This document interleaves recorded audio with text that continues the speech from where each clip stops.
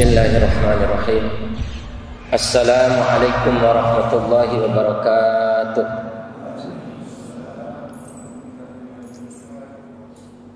Alhamdulillah, alhamdulillahilladzi nahmaduhu wa nasta'inuhu wa nastaghfiruh wa na'udzu billahi min syururi anfusina wa min sayyiati a'malina. May yahdihillahu fala mudilla lahu wa may yudlilhu fala hadiya lahu.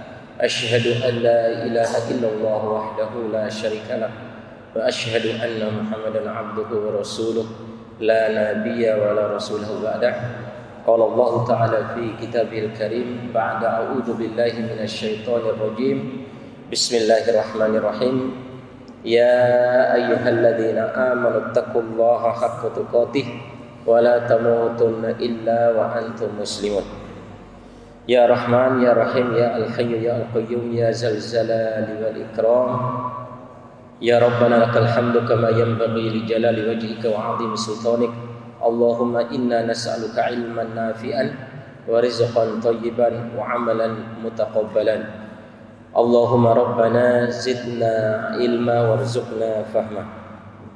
Jemaah salat maghrib yang mudah-mudahan Allah rahmati, alhamdulillah pada kesempatan yang berbahagia ini kembali kita dipertemukan oleh Allah Subhanahu wa taala dalam majelis ilmu yang mudah-mudahan kita berharap dengan majelis ilmu ini kita mendapatkan barokah di dalamnya. Amin ya rabbal alamin. Jemaah salat maghrib yang mudah-mudahan Allah rahmati, biasanya kita kajiannya tafsir ya. Saya pending dulu kajian tafsir karena sebentar lagi kita akan memasuki bulan suci Ramadan. Maka mudah-mudahan sampai nanti di pertemuan terakhir sebelum masuknya bulan Ramadan kita bisa sedikit menyelesaikan kaitan dengan permasalahan yang berkaitan dengan Ramadan. Mudah-mudahan karena di antara yang harus kita siapkan sebelum kita memasuki bulan Ramadan adalah al-ilmu bih, yakni mengilmui. Kita harus punya ilmu tentang Ramadan. Kita harus punya ilmu tentang puasa Ramadan. Ya.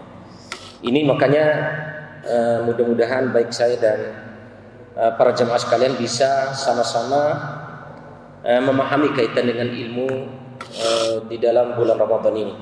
Dan insyaallah pada kesempatan yang berbahagia ini kita akan membahas kitab At-Targhib wa Tarhib karangan Imam Al-Mundhiri. Ya. Imam Al-Mundhiri kemudian di sini disyarih oleh ada syarahnya ya, At-Targhib wa Tarhib. Jemaah sekalian yang mudah-mudahan Allah rahmati, kita bahas dulu yang berkaitan dengan makna as-shaum. Makna puasa itu dimakna secara bahasanya adalah al-imsak. Imsak itu berarti memegang atau menahan. Apa yang dimaksud dengan menahan? Berarti menahan segala sesuatu yang membatalkan puasa kita. Ini yang dimaksud dengan as-siyam. Adapun yang dimaksud dengan makna as-siyam secara istilah, menahan segala sesuatu baik makan dan minum dan jima di siang hari, dari sejak makan sahur sampai nanti terbenamnya matahari. Ini yang berkaitan dengan makna puasa. Ya, ini ikhwan fillah jemaah salat maghrib yang mudah-mudahan Allah rahmati, sehingga Imam Nawawi memberikan penjelasan kaitan dengan makna secara luasnya, makna secara detailnya yang berkaitan dengan makna puasa ini. Di sini oleh Al-Imam An-Nawawi dikatakan yang pertama, anna lis-shaim yasumu darajat. Sesungguhnya bagi orang yang berpuasa itu, ketika dia berpuasa di bulan Ramadan memiliki beberapa tingkatan. Nah, kita ini berada supaya nanti kita punya ilmu ketika nanti masuk bulan Ramadan, kita punya tingkatan yang mana kaitan dengan posisi puasa kita. Yang pertama al-iktisar al-kafi al-muftirat. Yang pertama itu adalah yang paling, maksud mada yang paling rendah derajat orang yang berpuasa itu adalah hanya menahan diri dari makan dan minum saja. Ini paling rendah derajat puasanya. Dia sudah memenuhi rukun dan syarat dalam berpuasa. Cuman ketika dia berpuasa ini, kedudukan atau tingkatan paling rendahnya adalah hanya sebatas menahan diri dari makan dan minum. Itu tingkatan yang terendah. Kemudian tingkatan yang pertengahan, dia hanya menahan makan dan minum, tapi dia tidak menahan lisannya, tidak menahan tangannya, tidak menahan kakinya dari perbuatan-perbuatan dosa. Dia hanya menahan makan dan minum, tapi lisannya masih berbicara kotor. Lisannya masih berbicara sesuatu yang mengurangi nilai kesempurnaan puasa. Ini tingkatan yang paling rendah. Tingkatan yang pertengahan adalah kaitan dengan posisi orang yang berpuasa di bulan Ramadan. Posisi yang tengah adalah dia meninggalkan makan dan minum, kemudian dia meninggalkan anggota tubuhnya ini untuk berbuat maksiat atau berbuat sesuatu yang mengurangi kesempurnaan dia dalam berpuasa. Dia menahan makan dan minum, dia menahan lisannya untuk tidak berbicara yang kotor, dia menahan telinganya supaya dia tidak mendengarkan sesuatu yang mengurangi nilai kesempurnaan puasa. Ini pertengahan.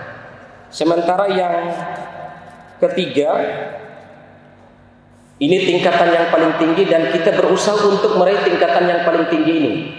Yakni dia menahan makan dan minum, dia menahan seluruh anggota tubuhnya dari sesuatu hal yang mengurangi kesempurnaan daripada puasanya. Kemudian yang ketiga, dia menahan hatinya. Jadi ada orang saja dia tidak pernah benci gitu. Dia tidak pernah iri, dia tidak pernah dengki. Ini yang kita berusaha. Kemudian menahan juga pemikirannya, khayalannya dia tahan supaya tidak menghayal sesuatu yang mengurangi nilai kesempurnaan puasa. Dia menahan pikirannya sehingga pikirannya tidak ada pikiran untuk berbuat jahat. Ini tingkatan puasa yang paling tinggi. Al-Imam An-Nawawi memberikan tiga tingkatan ini. Tingkatan yang paling rendah hanya sekedar dia menahan makan dan minum, kemudian tidak menahan lisannya, tidak menahan kakinya, tidak menahan tangannya dari hal-hal yang mengurangi kesempurnaan puasa. Sementara tingkatan yang paling tinggi adalah orang yang menahan makan dan minum, kemudian menahan diri anggota tubuhnya dari sesuatu hal yang mengurangi kesempurnaan puasa. Kemudian yang ketiga yang paling menahan hatinya supaya tidak membenci orang lain, supaya tidak iri dan dengki kepada orang lain, dan menahan pikirannya, khayalannya sehingga dia tidak berpikir dan berkhayal sesuatu yang mengurangi nilai kesempurnaan puasa. Ini mohon supaya kita nanti sama-sama untuk mengejar tingkatan yang paling tinggi ini. Menahan makan minum, menahan seluruh anggota tubuh kita dari perkara yang mengurangi nilai kesempurnaan puasa, kemudian menahan hati dan menahan pikiran kita. Ini yang kaitan dengan tingkatan dan definisi daripada orang yang berpuasa. Jemaah sekalian yang mudah-mudahan Allah rahmati, sekarang kita akan bahas kaitan dengan keutamaan orang yang berpuasa. Keutamaan puasa. Rasul sallallahu alaihi wasallam bersabda, An Abi Hurairah radhiyallahu anhu qala Rasulullah sallallahu alaihi wasallam qala Allah azza wa jalla. Ini hadis qudsi. Qala Allah azza wa jalla, Allah Subhanahu wa taala berfirman, kullu amali bani Adam lahu illa shaum. Sesungguhnya setiap amalan anak Adam itu untuknya, illa shaum, kecuali puasa. Di sini dikatakan oleh Al-Imam Nawawi, yang dimaksud dengan illa shaum di sini, kecuali puasa itu maknanya itu hanya majazi saja, hanya pada hakikatnya semua ibadah itu sama untuk Allah Subhanahu wa taala. Itu pendapat yang pertama. Kemudian pendapat yang kedua, orang kalau beribadah kepada selain Allah Subhanahu wa taala, pasti ketika dia beribadah kepada selain Allah yang diserupakan itu mungkin hanya sujudnya, hanya rukuknya, hanya zikir dan yang lainnya. Tapi kalau untuk berpuasa, untuk beribadah kepada selain Allah dengan berpuasa itu tidak kurang, bahkan kurang. Menyembah berhala kok puasa itu tidak ada. Ya. Supaya yang berhala atau melakukan kesyirikan itu harus berpuasa itu jarang begitu. Tidak ada. Kemudian kecuali puasa, maksudnya kecuali puasa itu maknanya di sini Imam Nawawi mengatakan karena ibadah puasa ini sangat minim atau sangat sedikit kita ini bisa terpengaruh kepada riya. Nah, ini maksudnya ya, sangat sedikit atau minim sekali seseorang itu bisa terkena penyakit yang namanya penyakit riya. Beda dengan sholat, beda dengan infak, beda dengan zakat, beda dengan zikir, beda dengan dakwah, beda dengan pengajian dan yang lainnya. Kenapa? Ketika kita puasa di bulan Ramadan, orang tidak tahu apakah kita puasa atau tidak. Semua orang pada berpuasa. Ketika orang puasa sunnah, orang tidak tahu apakah kita puasa sunnah atau tidak. Kecuali kita tanya orang itu, oh berarti kalau dia tidak makan, tahu kalau dia itu adalah berpuasa. Jadi itu maknanya kecuali puasa. Kecuali puasa itu maksudnya hanya Allah yang tahu. Ya. Hanya Allah Subhanahu wa taala yang tahu keikhlasan kita ketika kita beribadah kepada Allah Subhanahu wa taala. Dan ketika kita melakukan ibadah puasa ini sangat minim atau sangat susah kita terkena yang namanya penyakit riya. Ya. Beda dengan salat tahajud, beda dengan yang lain, itu kadang kita cepat ya terpesona dengan yang namanya penyakit riya. Kemudian yang dimaksud juga di sini Imam Nawawi ikhtalafa fil ulama, perbedaan pendapat para ulama di antaranya adalah kata Imam Nawawi, illa som di sini adalah sayalah yang mengetahui besarnya pahalanya. Ini juga besar. Jadi kalau ibadah sholat sudah tahu, sudah dijelaskan oleh Nabi SAW pahalanya segini-gini. Kalau ketika kita membaca Al-Quran dilipat gandakan menjadi 10, satu huruf itu berarti 10 dilipat gandakan menjadi 10 kebaikan, 10 kali kebaikan. Kemudian bahkan dilipat gandakan menjadi 700 kali lipat kebaikan. Itu sudah dijelaskan. Tapi kalau puasa itu saking besarnya pahala puasa, itu hanya Allah Subhanahu wa taala yang mengetahuinya. Ini maknanya kecuali puasa itu. Maka jemaah sekalian yang mudah-mudahan Allah rahmati, di antara beberapa pendapat para ulama tadi semuanya sahih ya. Tinggal kita ini sungguh-sungguh untuk melaksanakan ibadah puasa. Illa shaum, kecuali puasa. Fa innahu li, karena sesungguhnya puasa itu milik saya. Fa innahu li, milik saya. Wa ana ajzibi, dan sayalah yang bisa membalas, ajzibi, bisa membalas pahala daripada orang yang berpuasa itu. Hanya saya yang mengetahuinya, dan saya sendiri yang mengetahui balasannya. Wasiyamu junnatun, dan adapun puasa itu adalah perisai. Di sini dikatakan oleh Al-Imam An-Nawawi, yang dimaksud dengan junnatun itu adalah wiqayatun wa hisnun minal wuqu'i fil ma'asi. Yang dimaksud dengan perisai di sini adalah orang yang berpuasa itu merupakan benteng. Ya, dengan puasanya itu menjadikan diri dia benteng. Puasa itu benteng bagi seseorang sehingga tidak terjerumus dalam atau tidak mudah untuk melakukan dosa dan maksiat. Jadi kalau kita ini mau puasanya benar, dan ciri orang yang berpuasanya benar, ketika dia berpuasa, masya Allah, dia akan menahan diri dengan puasanya itu menjadi benteng bagi dia untuk pertahanan dia dari terjerumus kepada dosa dan maksiat. Dan itu terbukti jemaah sekalian yang mudah-mudahan Allah rahmati, saking spesialnya bulan Ramadan, ketika orang yang sebelum bulan Ramadan banyak melakukan dosa, tapi ketika dia masuk di bulan Ramadan, banyak orang yang hanya sekedar rokok saja sudah menahan diri dari, ya mudah-mudahan semuanya seperti itu, tapi mayoritas seperti itu. Ketika masuknya bulan Ramadan, ketika mungkin dia mengeluarkan kata-kata yang tidak baik, kata-kata kotor, kata-kata yang mengandung dosa, pasti dia, saya saum. Itu adalah junnah. Dia itu adalah perisai atau benteng bagi orang yang melakukannya. Jemaah sekalian yang mudah-mudahan Allah rahmati. Kemudian sehingga seseorang ketika puasanya itu menjadi benteng bagi dia untuk terjerumus kepada maksiat, maka dengan puasa tersebut seseorang terdorong untuk selalu bertaubat dan meningkatkan ibadahnya kepada Allah Subhanahu wa taala. Karena di dalam hadis yang Rasul sallallahu alaihi wasallam sabdakan, sesungguhnya ada di dalam riwayat yang lain yang diriwayatkan Imam Abu Dawud, disahihkan Imam Nasruddin Albani, bahwa setiap malam Allah Subhanahu wa taala akan membebaskan seseorang dari dosa. Setiap malam di bulan selama bulan Ramadan. Di dalam hadis yang lain ternyata bukan hanya malam tapi siang malam.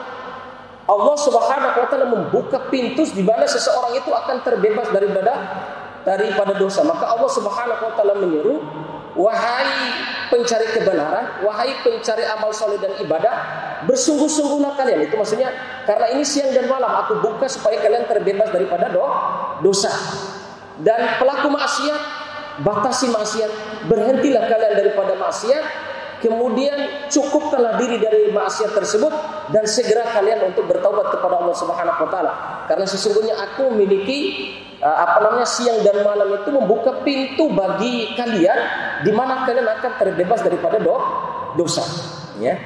Maka di dalam, saya lupa tadi, di dalam makna bahasa yang berkaitan dengan makna sum adalah maknanya adalah membakar. Apa yang dimaksud dengan membakar di sini adalah membakar dosa. Dan di dalam makna yang lain, di dalam buku Tawdihul Ahkam yang dikarang oleh Imam Ibnu Hajar Al-Asqalani, yang dimaksud dengan membakar di sini adalah membakar dosa tadi yang pertama. Kemudian yang kedua, maknanya adalah karena situasi di bulan Ramadan, situasinya lebih panas dibandingkan dengan bulan yang lain. Kalau kita puasa di bulan yang lain, mungkin kita anggap biasa-biasa saja. Tapi kalau masuk bulan Ramadan, mau musim hujan mau tidak, terasa dahaga dan haus itu memuncak, ya. Dan terasa kenikmatan berbuka itu beda dengan berbuka ketika kita di luar bulan Ramadan dan ketika kita berbuka di bulan Ramadan. Jemaah sekalian yang mudah-mudahan Allah rahmati. Kemudian fa idza kana yaumus shaumi ahadikum fala yarfus, maka ketika kalian sedang berpuasa atau ketika kalian dalam keadaan berpuasa di bulan Ramadan, fala yarfus, maka janganlah kalian ini suka mengejek atau suka merendahkan orang lain, suka mencemooh orang lain. Maka tadi itu ikhtalafa fil ulama berbeda pendapat, apakah diterima enggak puasa orang dia hanya menahan diri makan dan minum, tapi dia lisannya selalu mencemooh, selalu merendahkan orang lain, selalu kebanca orang lain. Gimana posisi puasanya? Tetap, tapi derajat yang dia terima, tingkatan yang dia terima dalam puasanya tingkatan yang paling rendah. Sementara kalau dia menahan makan dan minum, kemudian menahan diri lisannya dari berkata yang kotor, maka tingkatan yang pertengahan. Tingkatan yang paling tinggi tadi adalah Imam Nawawi mengatakan dia menahan makannya, menahan minumnya, kemudian menahan lisannya, menahan tangannya, menahan kakinya, dan menahan hati serta pemikirannya dari sesuatu hal yang mengurangi keutamaan daripada puasa tersebut. Jemaah sekalian yang mudah-mudahan Allah rahmati. Kemudian wala yaskhab, ya. Di sini, dan janganlah kalian berkata kotor. Ya, wa yaskhab di sini juga dikatakan wala yaskhab. Fa in sabahu ahadun, apabila salah seorang di antara kalian atau ketika kalian melakukan puasa atau beribadah puasa di bulan Ramadan, ada orang yang mencela kalian au qatalahu, atau ingin mengajak kalian berperang atau membunuh kalian atau ingin melukai kalian, falyaqul inni shaimun, maka katakanlah sesungguhnya saya sedang berpuasa. Inni shaimun walladzi nafsu Muhammadin biyadi la qulubu fammi shaim atiba 'inda Allah min rihil misik. Kata Rasul sallallahu alaihi wasallam, demi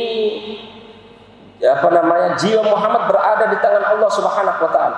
Sesungguhnya bau mulut orang yang berpuasa itu lebih disukai oleh Allah Subhanahu wa taala, lebih dicintai oleh Allah Subhanahu wa taala, lebih baik di sisi Allah Subhanahu wa taala daripada rihul misik, daripada minyak wangi misik. Ini maksudnya Imam Nawawi mengatakan bahwa yang dimaksud ini hadza fil akhirah. Ini maksudnya di akhirat. Maksudnya bau mulut orang yang berpuasa itu lebih wangi daripada minyak misik. Itu pendapat pertama adalah nanti di akhirat, ya. Ketika di surga nanti atau ketika bahkan pendapat yang lain ketika di padang mahsyar menunggu pengadilan Allah 50.000 tahun, orang yang sering berpuasa baik puasa wajib maupun puasa sunnah akan terasa wanginya di seluruh orang yang berkumpul di padang mahsyar. Itu di akhirat, ya. Ada yang mengatakan bahwa itu bukan hanya di akhirat tapi di dunia. Kenapa? Karena makruh, ya. Karena kata Rasulullah SAW, makruh seseorang bersiwak ketika menjalani ibadah saum di siang hari di bulan Ramadan. Antum ini sholat subuh, ya, sebelum sholat subuh, ya, mau sholat subuh sudah selesai waktunya untuk makan sahur. Kok antum malah atau kita ini malah bersiwak, sikat gigi? Padahal sebelumnya kan sahurnya sunahnya kan sebelum pas selesai makan itu. Tapi kita sudah masuk waktu subuh kok kita bersiwak? Itu makruh, ya, karena makruh. Di antara makruhnya itu karena ini bisa membatalkan nilai puasa, apalagi pakai Pepsodent yang ada zat perasanya, ya, zat perasa. Kalau bersikat gigi dengan pakai siwak, kayu siwak gitu, ulama masih ada yang mengatakan boleh, tapi mazhab Syafi'i tidak boleh karena itu masih tetap ada zat rasanya di dalam kayu tersebut, ya, di kayu siwak itu. Maka lebih kehati-hatiannya kita tidak itu makruh. Kenapa? Jadi makruh, pendapat para ulama mengatakan bahwa siwak itu makruh karena dikhawatirkan untuk batalnya puasa tersebut karena ada rasa di zat Pepsodent atau yang lainnya, atau ada zat perasa ketika dipakai kayu siwak itu. Meskipun ulama kalau pakai kayu siwak masih diperbolehkan, tapi sebagai mazhab Syafi'i mengatakan berdasarkan teks hadis, siwak itu tidak boleh kecuali ketika setelah berbuka. Karena apa? Berdasarkan hadis tadi ini, bau mulut orang yang berpuasa itu lebih disukai oleh Allah daripada wangi minyak misik.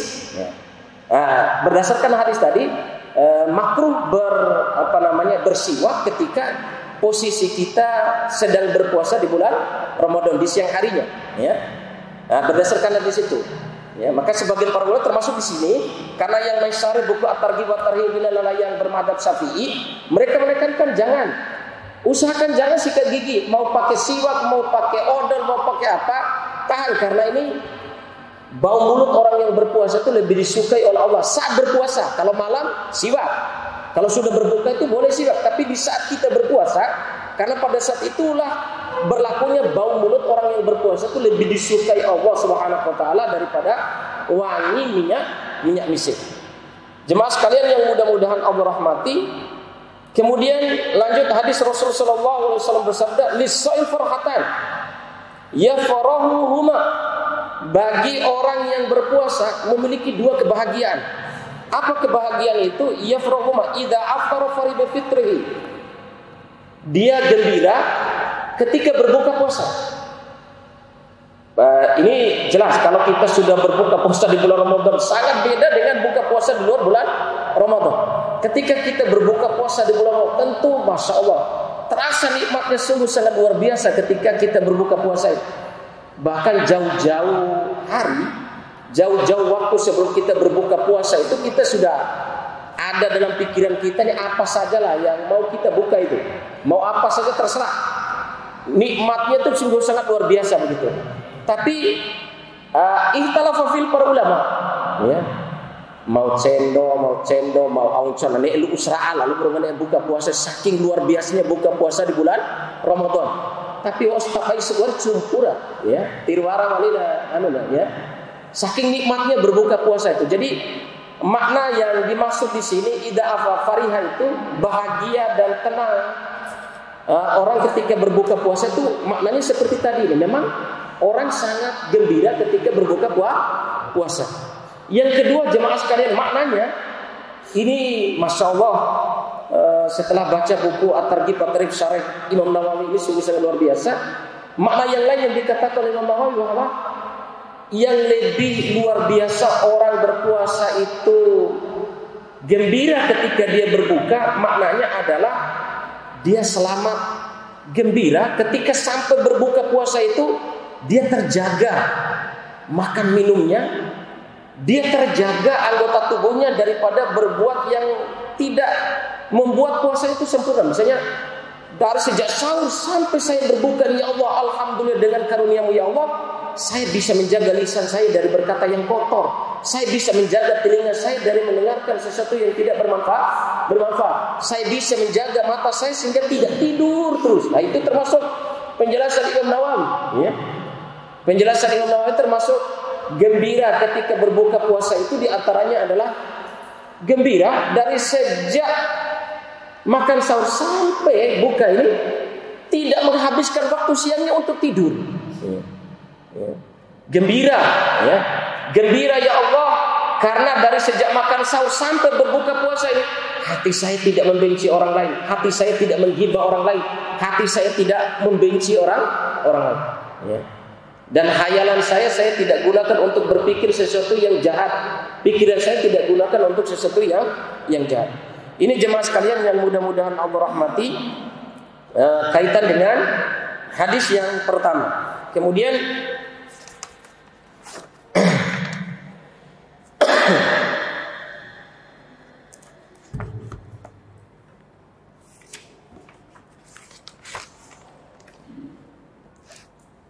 hadis yang kedua, wa an Sahal bin Sa'd radhiyallahu anhu an Nabi sallallahu alaihi wasallam qala, dari Sahal bin Sa'd radhiyallahu anhu dari Nabi sallallahu alaihi wasallam bersabda, inna fil jannati baban yuqalu lahu ar-rayyan, sesungguhnya di surga itu ada sebuah pintu yang dinamai dengan pintu ar-rayyan, yadkhulu minhu as-sadiqu yaumal qiyamah la yadkhulu minhu ahadun ghairuhum. Tidak, pintu surga itu akan dimasuki oleh orang-orang yang berpuasa dan tidak dimasuki oleh orang yang tidak berpuasa atau yang ibadah-ibadah yang lain. Hanya khusus orang yang berpuasa. Fa idza dakhalu ughliqa falam yadkhul minhu ahadun. Apabila sudah orang-orang berpuasa memasuki pintu ar-rayyan ini ditutup, kemudian tidak bisa dimasuki oleh orang yang lain atau orang yang melakukan ibadah yang lain. Hadis yang ketiga, Rasul sallallahu alaihi wasallam bersabda,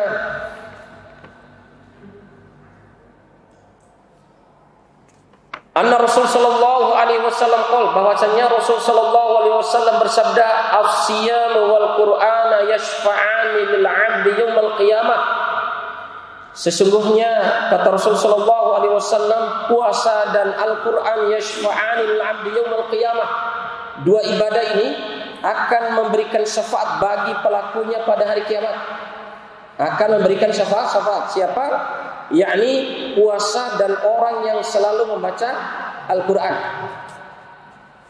As-siyam yang sudah memenuhi tadi, bisa yang derajatnya paling rendah, bisa derajatnya yang tengah, atau bisa derajat yang paling tinggi, tetap mendapat syafaat dari puasa itu sendiri dan orang yang membaca Al-Quran. Di sini ditafsirkan oleh Imam Nawawi, yang dimaksud dengan Al-Quran di sini adalah orang yang hanya sekedar membaca saja. Ya, itu paling rendah. Orang yang kedudukan yang pertengahan adalah orang yang membaca Al-Quran dan memahami apa yang dia baca. Yang paling tinggi adalah orang yang membaca Al-Quran, dia pahami apa yang dia baca, kemudian dia ajarkan, kemudian dia amalkan, ajarkan kepada orang lain, dakwahkan kepada orang lain. Ini tingkatan yang paling tinggi. Pada hakikatnya kata Imam An-Nawawi, tiga tingkatan ini semuanya akan mendapatkan syafaat dari Al-Quran itu sendiri pada hari kiamat. Yaqulu siyam ay rabbu mana'tu at-ta'am wasyahwata fasyafi'ni fihi. Puasa berkata kepada Allah Subhanahu wa taala, dan ini terjadinya di padang mahsyar. Puasa berkata, dan ini terjadinya di padang mahsyar. Wahai Rabbku, mana'tu at-ta'am, karena akulah dia menahan makannya, menahan minumnya, dan menahan syahwatnya dari melakukan dosa. Fasyafi'ni fi, maka berikanlah syafaatku untuknya. Artinya syafaat itu bebaskanlah dia. Jemaah sekalian yang mudah-mudahan Allah rahmati, wallahu a'lam bishawab. ada sebagian para ulama yang menggabungkan hadis ini ketika orang melewati sirat, dia sudah berhasil melewati sirat ini, tapi di situ masya Allah ada sebuah tempat, saya lupa namanya ya Allah, sebelum antara sirat dengan pintu surga. Di situ disaring lagi orang. Karena ini kan banyak amalan. Apakah kamu dahulu pernah menggibah orang lain? Apakah kamu dahulu pernah menceritakan kejelekan orang-orang lain? Iya, pernah. Kalau sudah pernah berarti orang yang didolimi tadi, yang pernah dipukul, yang pernah digibah dan yang lainnya, itu minta supaya pahalanya diserahkan kepada orang yang didolimi, dan dosa orang yang didolimi diserahkan kepada orang yang mendolimi. Ya. Itu ada riwayat begitu. Sehingga ketika dia mau sudah berada di depan pintu surga, habis semua amalnya, karena kebaikannya sudah semua diambil oleh orang yang dia dolimi. Nah, disinilah manfaatnya puasa dengan Al-Quran itu. Sudah habis amalnya, datanglah puasa dan bacaan Al-Quran yang menyelamatkan orang tadi dari kerugian. Apa kerugian tadi? Dia sudah banyak melakukan dan bahkan sudah melewati sirat, sudah berhasil melewati sirat, sudah depan pintu surga, ternyata masih ada amal yang akan dihisab tadi, yaitu apa? Mendolimi orang lain. Apakah mendolimi orang lain dengan memukul, dengan menggibah orang lain? Sama. Itu akan diminta pertanggungjawaban oleh orang yang didolimi. Ketika sudah selesai, habis semua pahalanya, dan kejelekan dan kejahatan orang yang dolim diambil oleh dia, maka datanglah puasa sama bacaan Al-Quran ini yang menyelamatkan dia nih. Puasa dia nih yang menyelamatkan dia dari kerugian karena kebaikannya sudah habis diambil oleh orang yang dia dolim. Na'udzubillah, tsumma na'udzubillahi min dzalik. Wa yaqulul Qur'an.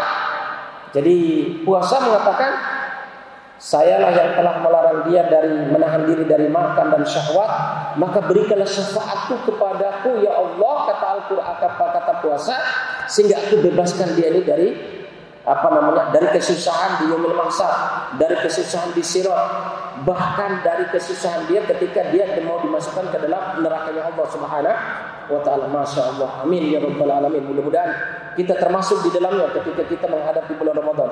Kemudian wa yaqulul Qur'an mana'tu nawma billail fasyafi'ni fihi. Sementara orang yang suka membaca Al-Qur'an, yang suka memahami Al-Qur'an, yang suka mengamalkan Al-Qur'an dan mendakwakan Al-Qur'an, Al-Quran berkata kepada Allah Subhanahu wa taala, mana'tu nawma billail fasyafi'ni fihi. Ya Allah, karena akulah dia tidak tidur malam. Karena dia membacaku sehingga dia jarang tidur malam. Ya. Karena akulah ya Allah, karena Al-Quran, karena aku ya Allah, kata Al-Quran, sehingga dia kemana-mana untuk mendakwakan Al-Quran. Masya Allah. Karena dia membaca Al-Quran, karena dia mengamalkan Al-Quran, karena dia mendakwakan Al-Quran, maka berikanlah syafaat kepadaku sehingga aku bisa bebaskan dia. Ya. Masya Allah.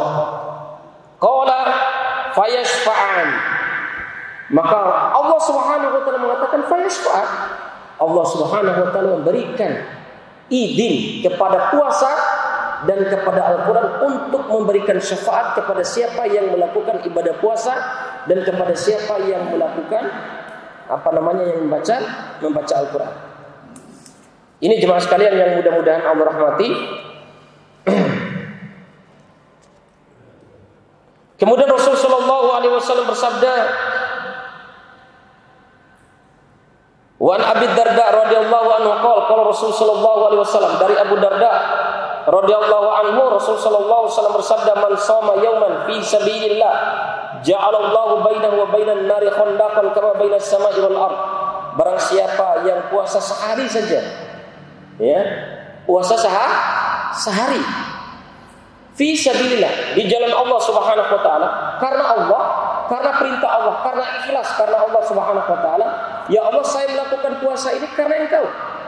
Ya Allah, saya melakukan puasa ini karena takut kepada Engkau, karena perintah, murni karena Allah. Lillahi ta'ala. Sehari saja.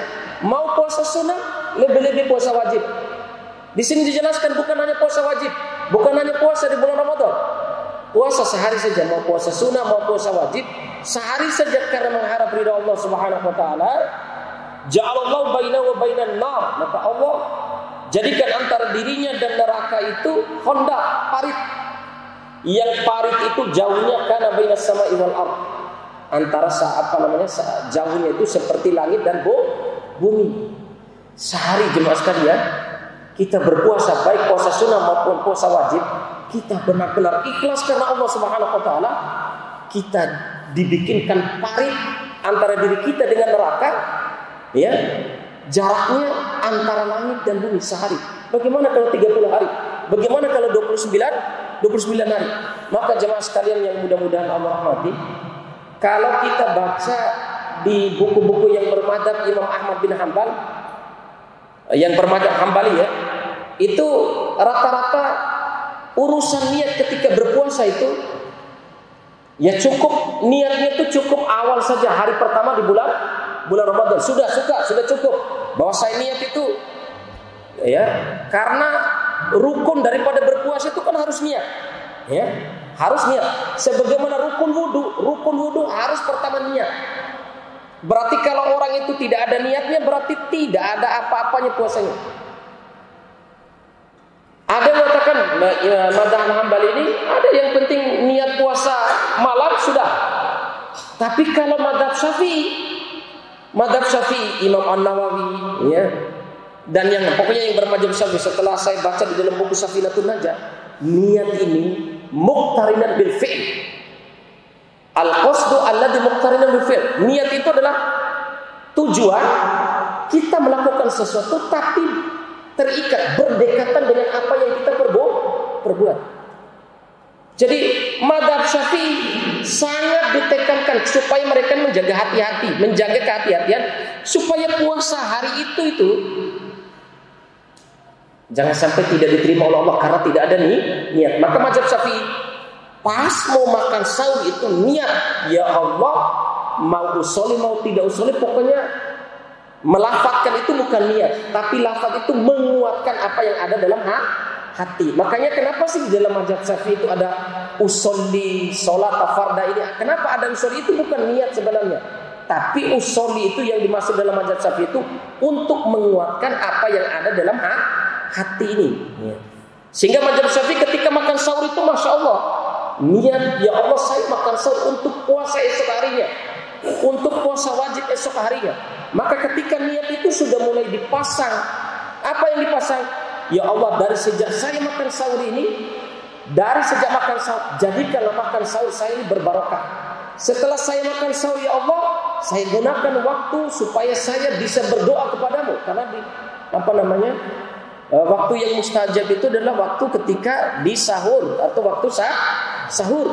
Kemudian dengan niat tersebut, ya Allah, puasa ini saya tidak melalaikan waktu supaya saya tidak tidur, saya bisa manfaatkan waktu untuk cepat berwudu, berjalan di masjid sehingga saya bisa salat sunnah 2 rakaat.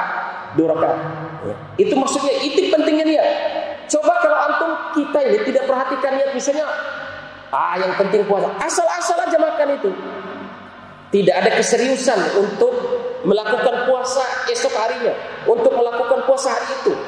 Maka mazhab Syafi'i sangat menekankan ketika makan sahur itulah niat itu ditaruh, itulah niat itu dipasang, sehingga ketika niat itu dipasang kuat nanti kita menjaga hal-hal yang bisa mengurangi kesempurnaan dalam berpuasa. Wallahu a'lam. Sudah aja ya. Nah, ikhwan fillah sallallahu insyaallah kita akan lanjutkan pada pertemuan selanjutnya sampai nanti sebelum masuk bulan Ramadan ya. Mudah-mudahan kita bisa selesaikan ya. Amin ya rabbal alamin. Jemaah sekalian yang mudah-mudahan Allah rahmati, mudah-mudahan apa yang disampaikan ini bermanfaat terutama saya pribadi dan kepada antum sekalian. Wa akhiru da'wati subhanaka Allahumma wa bihamdika asyhadu an la ilaha illa anta astaghfiruka wa atubu ilaik. Subhana rabbika rabbil izzati amma yasifun wa salamun alal mursalin walhamdulillahi rabbil alamin. Wassalamu alaikum warahmatullahi wabarakatuh.